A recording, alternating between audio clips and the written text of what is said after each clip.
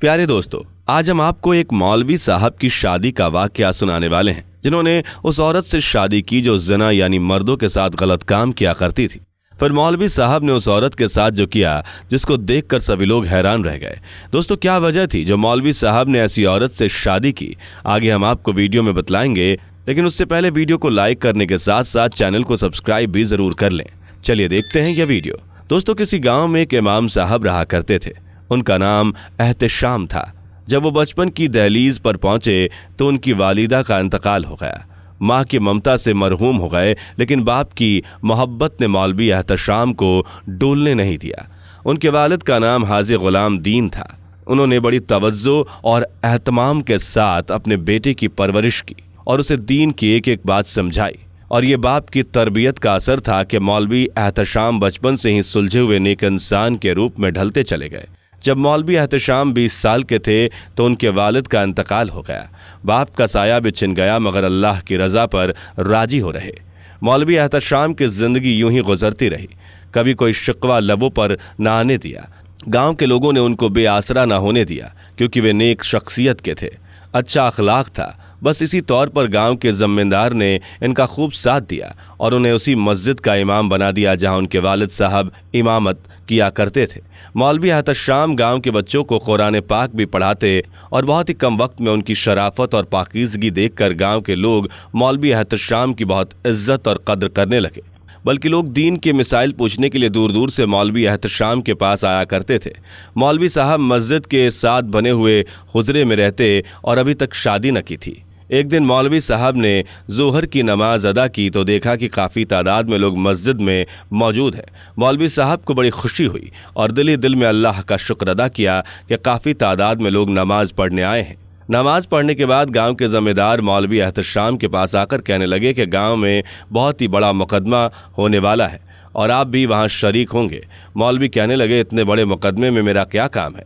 ज़मींदार ने कहा, दरअसल ये एक ऐसी औरत का मुकदमा है जिस पर इल्ज़ाम है कि वो गांव में बदकारी फैला रही है, लिहाजा आज हमें उसका फ़ैसला करना है। आप आएंगे तो फ़ैसला करने में आसानी होगी। इमाम साहब ने सर हिला दिया और कहा, ठीक है जनाब। दोस्तों, आपसे गुजारिश है कि वीडियो को लाइक करते रहें। जैसा आप मुनासिब समझे, अल्लाह ने चाहा तो मैं ज़रूर आऊँगा। अब गांव में मुकदमे के लिए लोग आ चुके थे। ज़मींदार के कहने पर मुकदमा शुरू हुआ। हुजूम के बिल्कुल सामने एक औरत अपने आप को काले कपड़ों में छुपाए हुए खड़ी थी। साथ ही उसके 2 बच्चे भी थे।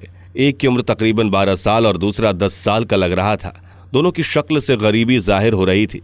ज़मींदार ने कड़क आवाज़ में औरत को मुखातिब करके कहा, औरत, तुम पर इल्ज़ाम है कि तुमने गाँव में बदकारी फैलाई है और तुम मुसलसल ये काम कर रही हो। तुम अपनी सफाई में क्या कहना चाहती हो?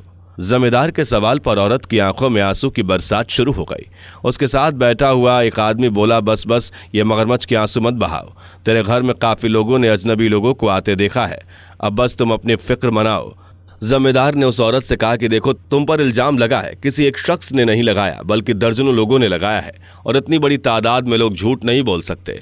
तुम अपनी सफाई में क्या कहना चाहती हो, खुलकर कहो।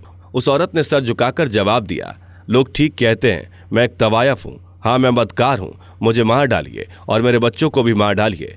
यह कहकर वो औरत अपने बच्चों को गले लगाकर जोरों कतार रोने लगी। बच्चे भी माँ को देखकर तड़प तड़प कर रोते रहे। ज़मींदार ने कहा, देखो औरत, हमारे हाथ में मौत का फैसला नहीं, ना ही इख्तियार है, ना ही हम कानून को हाथ में लेंगे, लेकिन तुम अपने मुंह से अपने ऊपर लगने वाले इल्ज़ामात का इकरार कर रही हो। खुद ही कह रही हो कि तुम एक बदकार औरत हो। अब जो फैसला होगा वो तुम्हें और तुम्हारे बच्चों को भुगतना पड़ेगा। फिर ज़मींदार ने हुजूम पर एक नज़र डाली और एक आदमी को बुलाकर कहा कि क्या मौलवी एहतशाम आ चुके हैं? उस आदमी ने कहा, जी हाँ। उसके बाद मौलवी साहब को बुलाया गया। ज़मींदार ने कहा, इमाम साहब, आपने यकीनी तौर पर सारी बातें सुन ली होंगी, आपकी क्या राय है? मौलवी साहब ने कहा, जी हाँ, मैंने सारी बातें सुन ली हैं। जो इल्ज़ाम इस औरत पर लगाया गया है और जो खातून ने जवाब दिया वो भी सुन लिया है। ज़मींदार ने कहा, फिर क्या राय है? मौलवी ने कहा कि वही सलूक किया जाए जो इंसाफ का तकाजा है, वरना रोज़े क़यामत इंसाफ न करने वालों को दर्दनाक आज़ाब है। मगर सज़ा देने से पहले आपने खातून से पूछा किसने यह पेशा क्यों अख्तियार किया? ज़मींदार ने कड़क आवाज़ में कहा, हमें इससे कोई गरज नहीं इमाम साहब, इसने ये पेशा क्यों इख्तियार किया? हमें तो जुर्म देखकर फैसला करना है। ये सुनकर इमाम साहब ने कहा, फिर माफ़ करना चौधरी साहब, आप दुरुस्त फैसला नहीं कर रहे हैं। आप इंसाफ पसंदी से काम नहीं ले रहे हैं। मौलवी साहब के इस बेबाक जवाब से हुजूम में सन्नाटा छा गया। चौधरी के चेहरे पर भी गुस्से के आसार उभरे, लेकिन आखिरकार जमींदार ने उस औरत से कहा, बताओ तुमने ये पेशा क्यों इख्तियार किया, यानी तुम तवायफ क्यों बनी। उस औरत ने दर्द भरे अंदाज में कहा, मेरे शौहर की मौत के बाद रिश्तेदारों ने मेरा हाल तक ना पूछा और मेरे बच्चे भूख से तड़पने लगे और मेरे घर पर फाके होने लगे। लोगों के घरों पर काम करके भी कुछ हाथ न लगा, बल्कि सिर्फ मेरी जवानी की कीमत लगी और मेरी इज्जत दांव पर लगी। मुआशरे के सभी इज्जतदारों ने मुझे जलील पर जलील किया तो मैं जलील होने के लिए तैयार हो गई, मगर ये सब कुछ मैंने अपने बच्चों की भूख की खातिर किया। मुझे तो भूखा मरना मंजूर था। आज जो लोग मुझ पर यह इल्ज़ाम लगा रहे हैं, इनमें ज़्यादातर वही लोग हैं जो रात के अंधेरे में मेरी शर्म को तार तार करते रहे। उस औरत के जवाब पर सब हैरान और परेशान हो गए और हुजूम पर खामोशी छा गई और लोगों के सर झुक गए। मौलवी साहब ने कहा, सुन लिया आपने, अगर ये मुजरिम है तो इससे पहले आप सब गाँव वाले मुजरिम हैं, जिन्होंने इस खातून को ये पेशा इख्तियार करने पर मजबूर किया। हमारा पूरा गांव इस जुर्म में बराबर शरीक है। वो मर्द जो इस औरत को मजबूर करते रहे और इसने आखिरकार अपने बच्चों के लिए अपनी इज्जत दांव पर लगा दी। अगर इस खातून को सज़ा देनी है तो सबसे पहले आप सबको अपने आप को सज़ा देनी होगी। मौलवी साहब की बात सुनकर ज़िम्मेदार ने कहा, आप सच कहते हैं इमाम साहब, मैं वाकई इंसाफ नहीं कर पाया। आज से मैं इस इंसाफ़ी की कुर्सी का अहल नहीं हूँ, मगर ज़ाती तौर पर एक बात ज़रूर अहल हूँ, यानी हक़ की बात करना चाहता हूँ। उस औरत के करीब जाकर उस औरत के सर पर हाथ रखा और कहा, आज से तुम मेरी बेटी हो, तुम्हें कोई रुस्वा नहीं करेगा। यह सुनकर सब में खुशी की लहर दौड़ गई। जमींदार की बात सुनकर वो औरत कहने लगी, चौधरी साहब, मैं किसी की बेटी बनने लायक नहीं रही, मैं दागदार हो चुकी हूँ। आप क्यों अपनी इज्जत को रुस्वा करना चाहते हैं? अगर खुदकुशी इतना बुरा काम ना होती तो मैं कब का कर चुकी होती। यह सुनकर मौलवी साहब ने कहा, आप अल्लाह पाक से तौबा करें, वो अपने बंदों को ज़रूर माफ़ फरमा देता है। एक बार बंदा उसके दरबार में हाजिर होकर माफ़ी मांगे तो सही, और मैं आज आपके वालिद साहब यानी ज़िम्मेदार की तवज्जो से आपको निकाह का पैगाम देता हूँ। अगर आप रजामंद हो तो मैं फौरी तौर पर आपको अपनी बीवी बनाना चाहता हूँ। इमाम साहब के कहने की देरी थी कि मजमे से आवाज़ें आने लगी, सुभान अल्लाह, सुभान अल्लाह। ऐसे इंसान इस ज़मीन पर मौजूद हो तो शायद कोई भी औरत तवायफ ना बने। ज़िम्मेदार ने इस औरत से कहा, बेटी अपने घर जाओ, अब तुम्हारी कोई बात नहीं सुनूंगा, कल तुम अपने घर से रुखसत होगी। दूसरे दिन सादगी के साथ मौलवी एहतशाम के साथ इस खातून का निकाह हो गया और मौलवी एहतशाम ने रात शुक्राने के नवाफिल अदा किए और अल्लाह ताला का शुक्र अदा किया, जिसने एक बड़े इम्तिहान में इस इमाम को सुरखरू कर दिया। गांव के लोगों के दिलों में इमाम साहब की इज्जत पहले से ज़्यादा बढ़ गई और वह औरत जो मौलवी साहब से मंसूब हुई सरमो हया का पैकर बन गई। घंटों सजदों में पड़ी अल्लाह पाक का शुक्र अदा करती। दोस्तों, अब आपको एक लड़की के इंतकाल के बाद का वाक़या बताते हैं कि कैसे उसकी कब्र में सांप निकला। जब भी उस लड़की की कब्र खोदी जाती तो उसमें एक बड़ा सांप बाहर आता। उस लड़की के जनाजे के साथ ऐसा क्यों हो रहा था, यह जानने के लिए आप इस वीडियो को आखिर तक जरूर देखते रहें। एक मर्तबा का वाक़या है, किसी जगह पर एक नौजवान लड़की का इंतकाल हो गया। उसकी लाश को गुस्ल कर दिया गया और कफन पहनाने के बाद नमाज़े जनाजा पढ़ी गई और उधर उसकी कब्र की खुदाई की काम भी मुकम्मल हो गई। इसके बाद मैयत को कब्रिस्तान लाया गया और लाश को जैसे ही कब्र में रखने लगे तो लोगों ने देखा कि कब्र में एक भयानक सांप है। देखकर ऐसा लग रहा है कि वो इस लाश का इंतजार कर रहा है।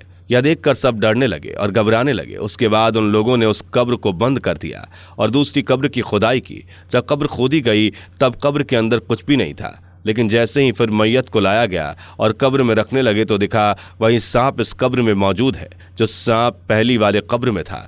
उसके बाद उन लोगों ने तीसरी कब्र खोदी, मगर उस कब्र में भी वही सांप नजर आया। उन लोगों ने ऐसे ही बहुत सारी कब्रें खोद डाली, मगर हर एक कब्र में वही भयानक सांप मौजूद था।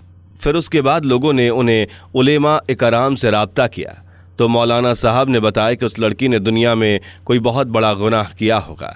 इस गुनाह की सज़ा अल्लाह ताला उसे दे रहा है। तुम जहाँ पर भी इस लड़की का कब्र खोदोगे वहाँ पर यह सांप मौजूद पाओगे। तुम लोग उसे उसी हालत में दफन कर दो। आखिरकार उस लड़की को उस सांप के साथ सुपुर्द खाक कर दिया गया।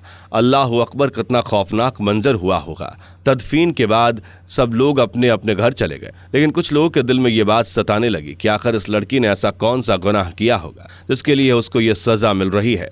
कुछ लोगों के दिलों में ये बात जानने की ख्वाहिश पैदा हो गई तो वो लोग उसके घर गए और उसके माँ बाप से पूछा कि आपकी लड़की ने ऐसा कौन सा गुनाह किया था जिसकी सजा अल्लाह ताला आपकी बेटी को दे रहा है। ये सुनते ही उसका बाप रोने लगा और रोते हुए कहा कि मुझे ये बात बताने में शर्म आती है, लेकिन सुनो और अपनी बेटियों को समझाओ ताकि और किसी के ऊपर यह अजाब ना आए कि मेरी बेटी दुनिया से बेपर्दा रहा करती थी और अपने चेहरे पर मेकअप लगाया करती थी और होंठों पर लिपस्टिक लगाकर बाजारों में गैर मर्दों के सामने घुमा करती थी और लड़कों के साथ झूठी मोहब्बत किया करती थी। हमने अपनी लड़की को बहुत समझाने की कोशिश की मगर उसने एक बात भी ना सुनी। अस्तगफिरुल्लाह मोहतरमा ख्वातीन, अल्लाह ताला की ये इर्वत दिखानी मकसूद थी कि देखो इस औरत का क्या अंजाम हुआ कि इसको हौलनाक अजाब दिया गया। बेपर्दा ख्वातीन इस वाक़यात से इबरत लें और गुनाहों से तौबा करें। दोस्तों, मौत का मज़ा हर एक ने चखना है और कब्र की अंधेरी कोठरी में ज़रूर जाना होता है, लेकिन हम लोग इस दुनिया के रंगरलियों में कब्र को भूल चुके हैं, मगर कब्र हमें नहीं भूली। कब्र हमें हर वक्त याद करती है। दुनिया में अगर हमें मच्छर भी काट ले तो हमें बर्दाश्त नहीं होता, तो हमारी कब्र में सांप निकल आए तो हम कैसे बर्दाश्त करेंगे। अल्लाह ताला से दुआ है, या परवरदिगार तो हम लोगों को माफ़ कर दे और अपने महबूब के सदके बेहिसाब मग़फ़िरत फरमा। आमीन सुम्मा आमीन। तो दोस्तों, इस वीडियो में इतना ही।